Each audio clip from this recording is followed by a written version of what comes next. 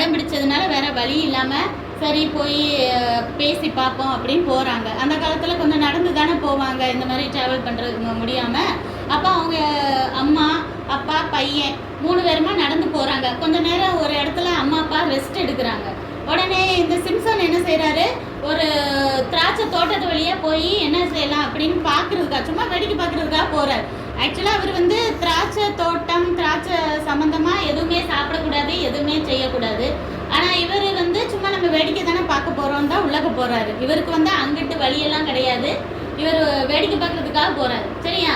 அப்போ போன இடத்துல அங்கே உள்ளக்க பார்த்தா எப்படியும் ஒரு சிங்கம் வருது, பாலசிங்கம். அதாவது ரொம்ப குட்டியும் கிடையாது, ரொம்ப பெரிய சிங்கமும் கிடையாது, மீடியமாக இருக்கும்ல. அப்போ அதுக்குமே நல்ல பலம் இருக்கும். சிங்கம்னாலே ரொம்ப சின்னதை வேணால் கொஞ்சம் சமாளிச்சிடலாம், ஆனால் மீடியமாக இருக்கும்போது அது நல்ல எல்லாம் இதாக தான் இருக்கும், பயங்கர பலசாலியாக தான் இருக்கும். அப்போ அது வந்துருச்சு. அப்போ சிம்சோன் முன்னாடி நிற்குது.